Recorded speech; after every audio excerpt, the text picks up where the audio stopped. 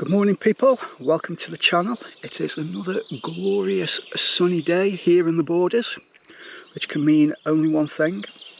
Yep, you've got it, I'm going to be taking a ride out again. So the plan is today, we will take a little jaunt over to Keilder Water. We'll have a mooch around, get some footage, show everybody what's going on at the moment around Keilder. And then depending on how I feel and how we're doing for time, we may take a jaunt across to Alston, which is a little market town in Cumbria. But as I said, we'll see how I feel at the time, how much time we've got left. So all that's left now is to finish the breakfast, get on the bike and go. But before I do, roll the credits.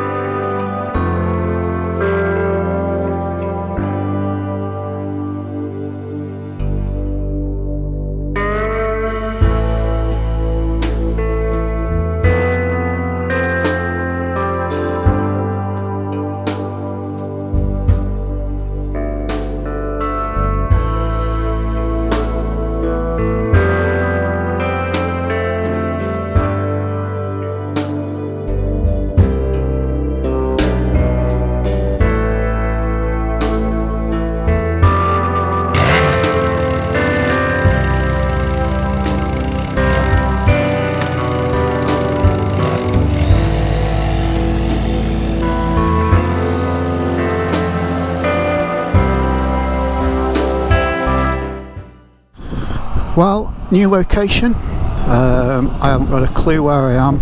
The way that the sat-nav wanted me to go, I know there is a really gnarly ford that you have to cross. I say ford, it's more like a river crossing.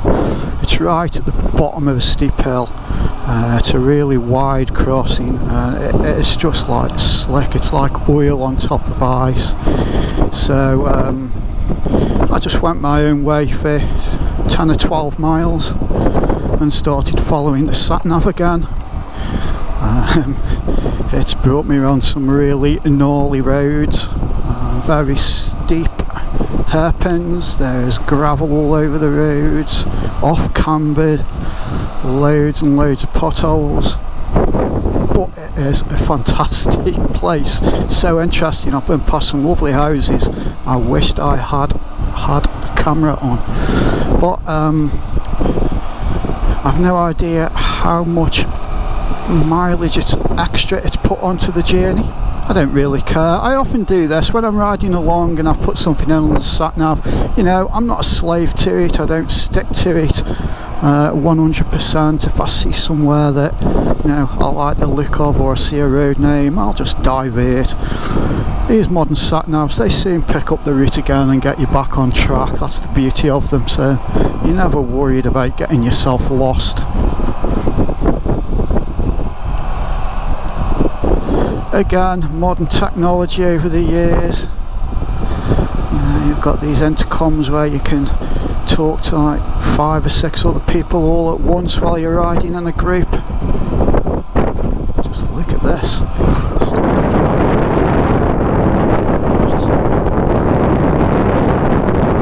It is absolutely lovely.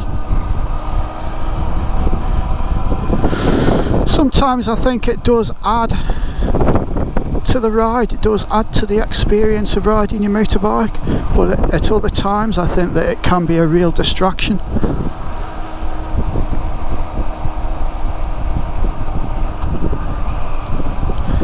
Just look at all the gravel on the road here.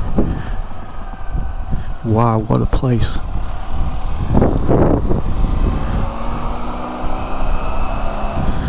I've still got the sat nav linked to my helmet and it's still distracting me. I can't get used to it.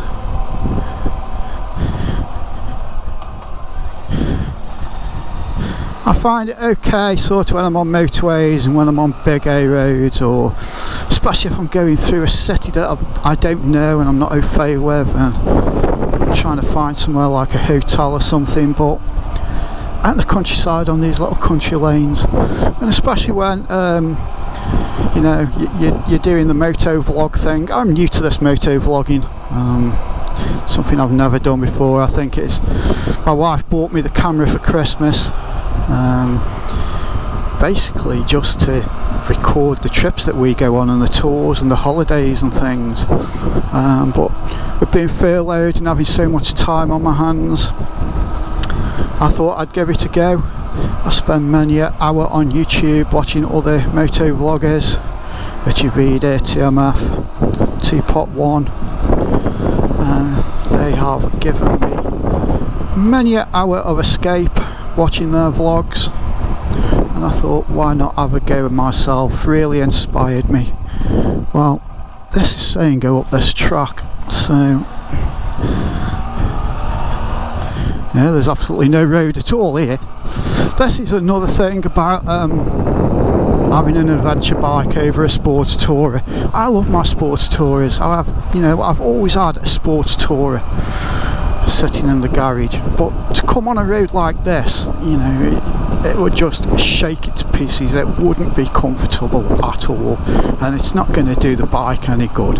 Whereas when you've got one of these adventure bikes, I know they're looked at as old men's bikes, but you know, for this type of thing, they are absolutely fantastic.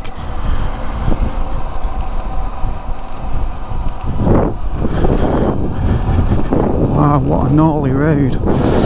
I'm not the world's best off-road rider. In fact, I'm a terrible off-road rider. I've got no experience whatsoever at riding off-road.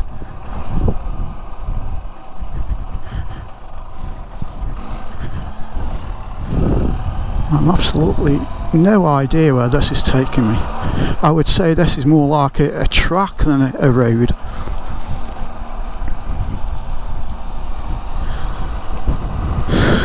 But yeah, it's something that I would really like to do. I would most probably have gone, and I knew this would happen. Okay folks, bear with me. This is going to be tight.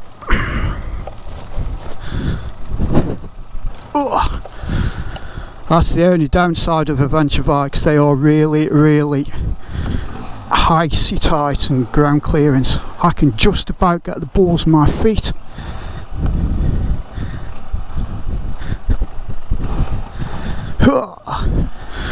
There we go, we're round. You know, and in those situations it can be quite difficult. Sometimes I have to actually get off the bike to get the bike round.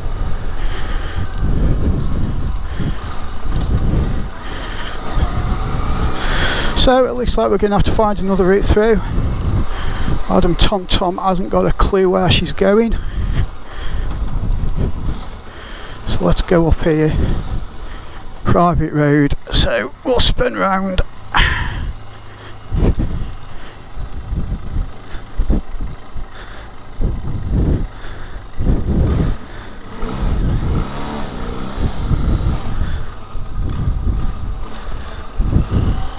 And we'll make our way back. But yeah, as I was saying, you know, all bikes have their pros and cons. If my wife would be with me now, she would have been having kittens there. She hates doing U-turns.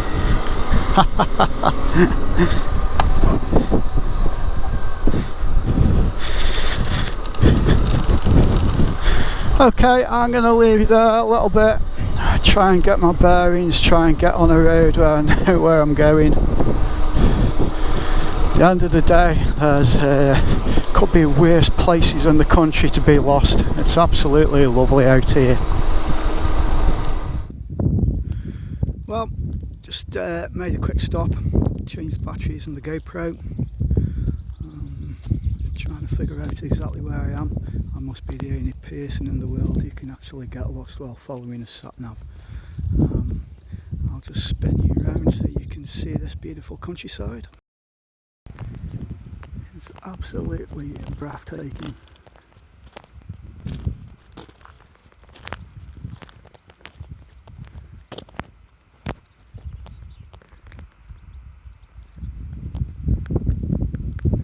There's no cars, middle of nowhere. Look at that field, absolutely stunning.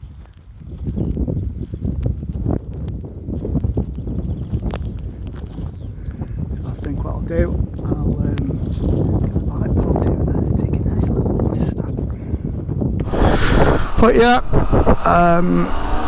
definitely got the travelling bug, had it all my life. Now work in the private security sector. Worked all over the Middle East. And unfortunately the places I go to, they aren't the nice kind of places. But it's still interesting. I have managed to go to some quite interesting places. I worked in Kirkuk. Not Kirkuk, sorry, in Kurdistan. Was based in Erbil. Very interesting place, Erbil. You've got the inner circle, the old souk, and it's you can walk around it. It's totally deserted, and like the big castle part on the top.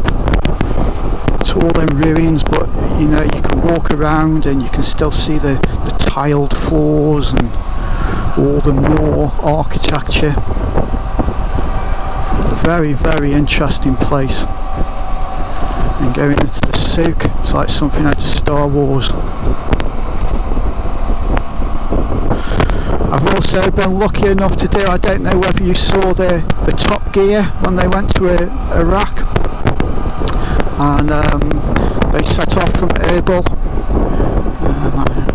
I'm not sure if they went to Sulaymaniyah, or Dahouk, I'm not sure, but they took that road where they drove through the mountains. I've done that route many a time.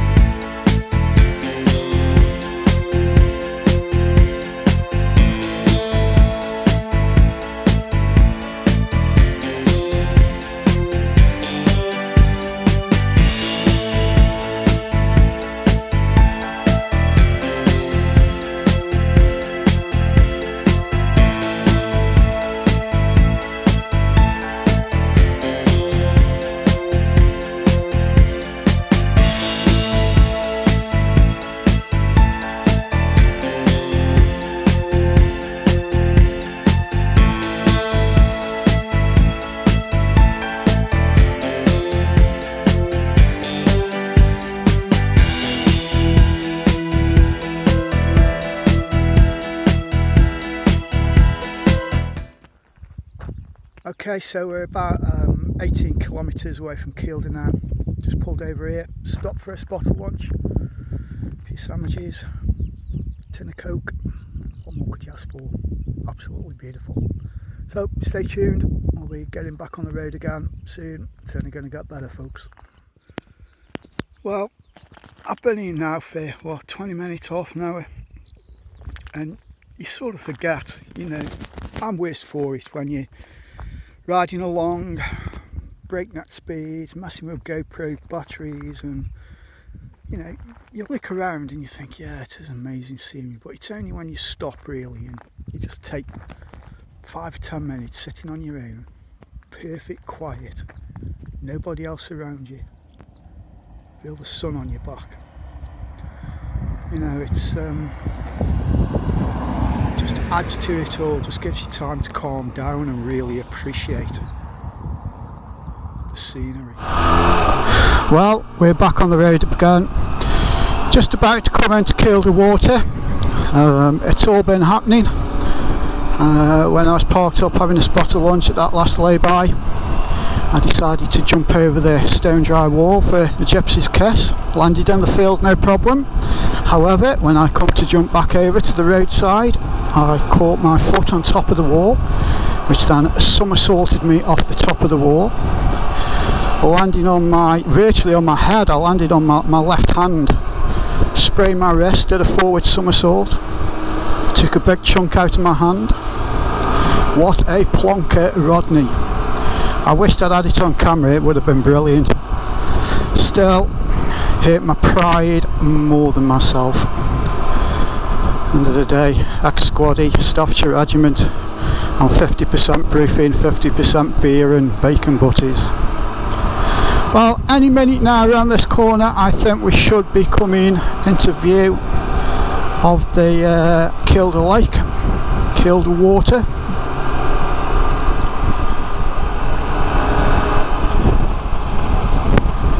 It's a good job I had my first aid kit with me. My hand was sprouting the red stuff all over the place. And there we have it, folks, Keilder Water. Let's pull over here.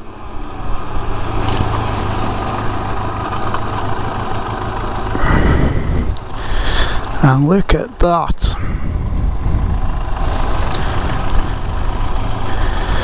It should only have taken me about an hour and a half, 2 hours maximum to get here. I've been going for about 3.5 hours, 4 hours, because I took the long scenic route and then I got lost. So I'm not going to go down on the car park. There seems a lot of people down there, and I want to make sure that I'm maintaining this social distancing. So I will type in home on the sat nav. As I said, it's 3:30 now. It's too late to go to Ulston, so we'll do Ulston tomorrow, and that'll be another little video for you all to watch. Okay, so we're all programmed in for home. Route set. Saying we should get home at 4:50. It's now 3:29.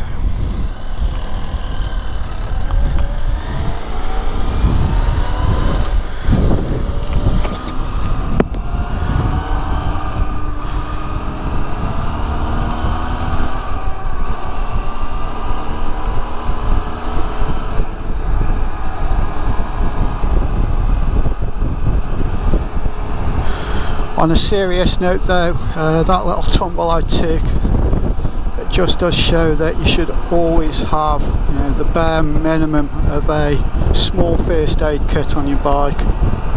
It would have been nothing worse. I got a hole in my hand. If I'd had to put my gloves on and drive, bleeding into my gloves, it wouldn't have been nice. It's only a little superficial cut, but you know, when you cut your hand, they tend to bleed a lot.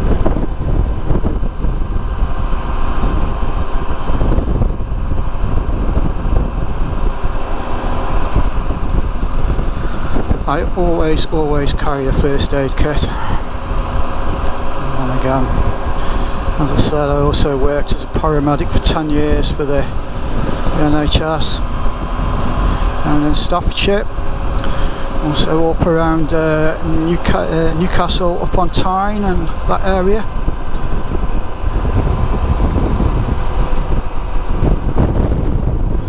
Be it in the private sector when I worked around Newcastle upon Tyne.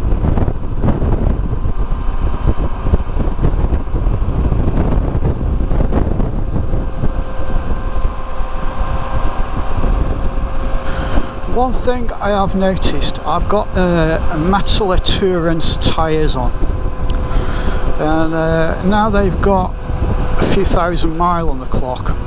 and they've done a few thousand miles, they seem to be getting a little bit noisy. I don't know if any of you lot have experienced the same thing, but I've noticed that at speeds, once you get over 60 miles an hour, it's almost like a whistling sound. I don't know whether you can hear it on the GoPro. You know, this road's silky smooth, but on coarser roads, they really do make a whistling sound. There's a lot of road noise coming from them. I don't know whether that's due to how they're wearing, or leave a comment below if you've experienced the same thing with Metslet Tourance tyres.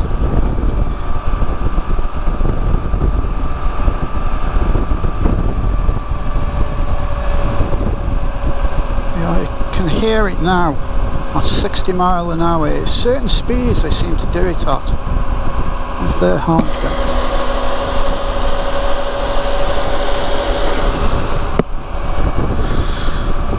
I don't know. Other than that, I don't have any complaints about these tyres. They're great tyres.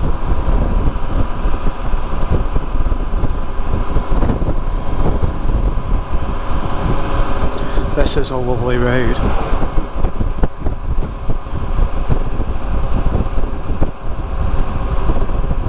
Really, really nice and smooth.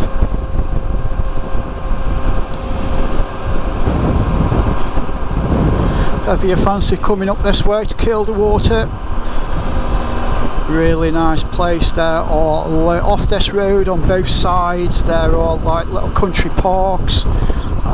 You can go, there's little car parks, and you can go out into the woods walking. There's all different routes you can take walking around the water.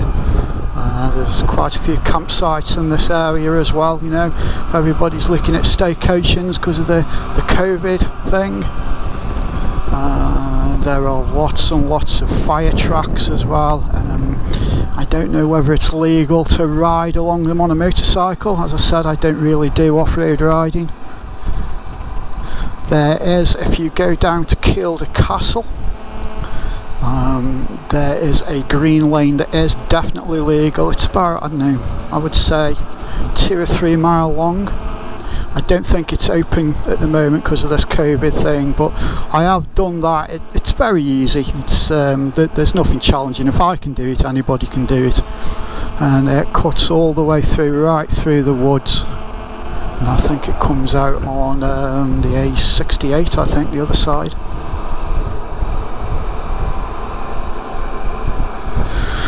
That's a good tip for you people. If you get stuck behind something like this and you can't see, always drop back.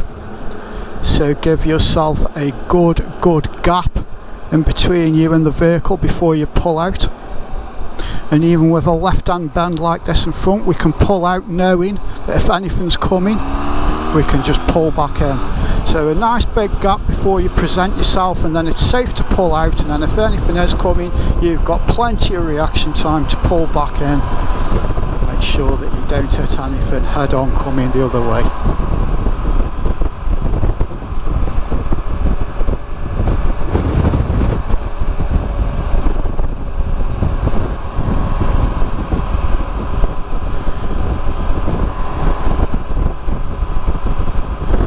Cardo thing is doing my head in. I keep talking and it keeps doing things on its own. So far it's switched the radio on. It's just said something to me. I think it's dialing somebody now. I'm going to pull over up here and switch it off because it's driving me crazy.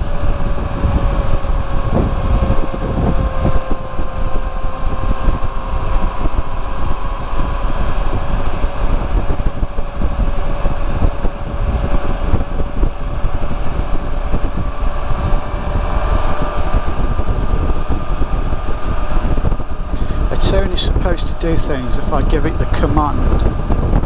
I'm not even going to say it, because if I say it, it will then do all crazy stuff. But you're supposed to give it a command, a keyword, and then it'll do whatever you want. So for example, it will play music, it will switch the radio on for you so you can listen to the radio, it will dial people out of your contacts on your phone. You can ask it to skip tracks. They're pretty good. I've never had it run out of batteries on me yet. And I've had some long days riding. Downside of that is it's normally linked to my missus bashing my ear hole.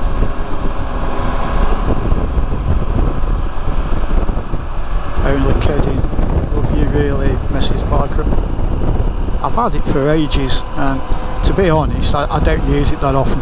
The main time I use it is when I'm out with the wife, so we can talk to each other. But other than that, then it's a tasty little flip-flop.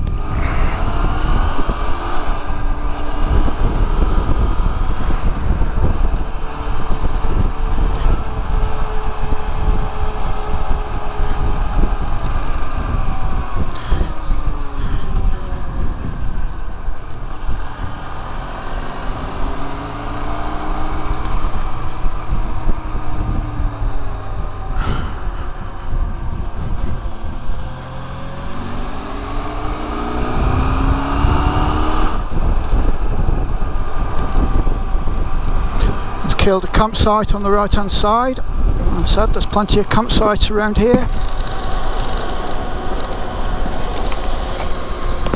It's an absolutely lovely place to come and stay. You know, if you've got kids, loads to do for the kids.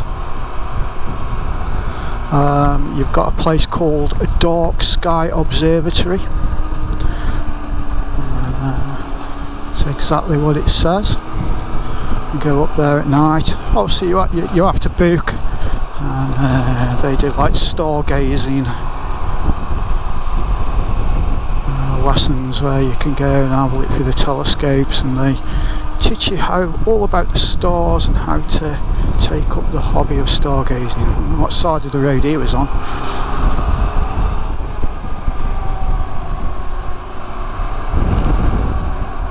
Nice little bridge.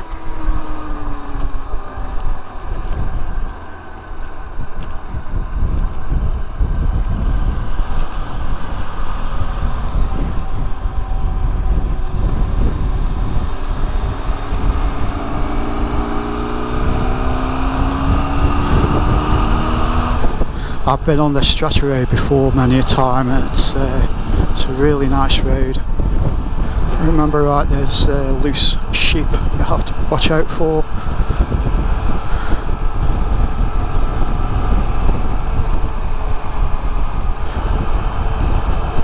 Well, I couldn't have asked for a better day. Absolutely stunning day today. I think the weather's supposed to be changing towards the end of this week, so I'm going to get out, do as much as I can. Like I say, tomorrow we'll most probably go to Alston. That's a good from my house. I'd say about a 4-hour run from my house.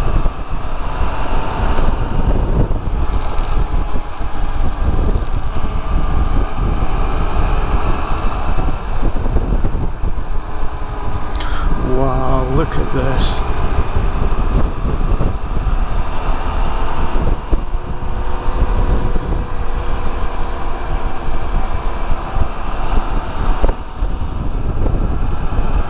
Wow, look at this.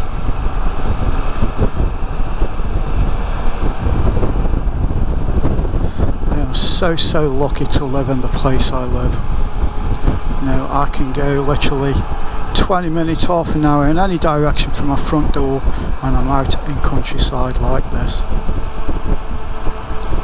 It is just biker's heaven.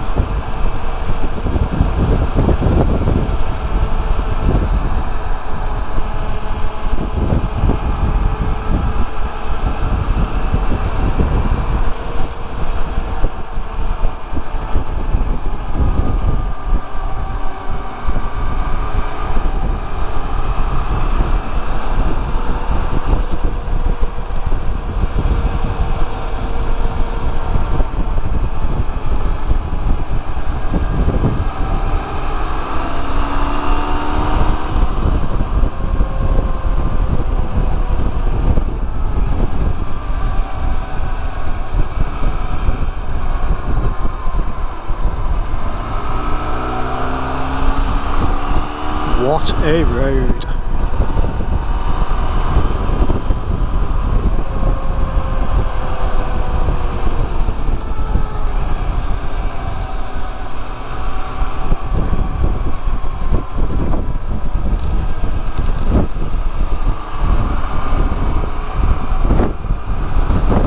Mind you, I bet it's bleak up here in winter.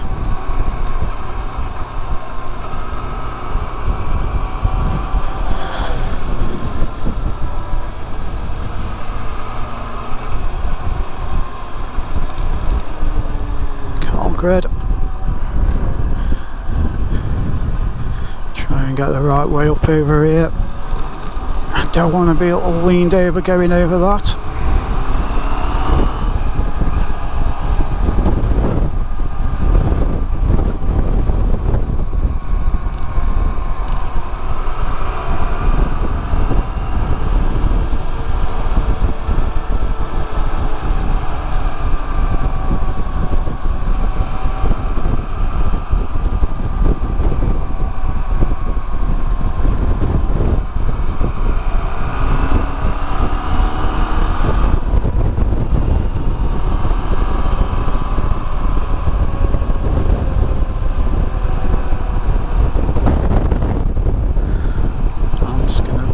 Over here and check the GoPro battery. Don't want to be missing this footage.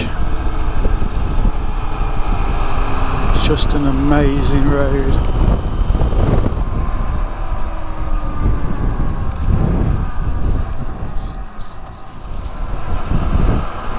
Those guys back there kindly stopped, asked me if I was alright. I was just at the side of the road with the hazards on. I was just putting a new battery in the GoPro, and they were good enough to stop, make sure I was okay. It's good to see that there is still some camaraderie left amongst bikers. Thank you very much, chaps. I know what road I'm on now, and we are in for a treat, because these roads are just absolutely amazing what we're about to go on. I come down this way quite often, and it's actually been resurfaced. Wow, weird. Look at this. It'd be nice if it's like this all the way. Okay, so I'm not far from home now. We've been out for roughly just over 5 hours. Covered about, well, there's 93 mile on the clock, 93.6 mile, but I did reset it. So I reckon we've done about 140, 150 miles today. Plenty of stops. And swapping the GoPro around, moving it to different locations, and so we've had lots of stops. I hope you've enjoyed it. Tomorrow, if the weather's like this again, I will get up early and I will get an early start, and we'll go over to Alston and see what it's like over there. That is a good 4-hour run from my house to Alston, so we should be on the road for at least 8 to 9 hours tomorrow. So all that's left to say is, if you've enjoyed this video, please check out my channel, because there are lots of other videos like this. There's all sorts of videos, bike reviews, product reviews, you name it, it's on there. If you've liked this video, give me the thumbs up, press the like button, and subscribe. I've just tipped 100 subscribers, and you know, when people have hundreds of thousands, it's a drop in the ocean, but I didn't think I'd even get 10, so thank you very much for everybody who has subscribed. So all that's left for me to say is, ride safe everybody, Bike Rider Reviews out.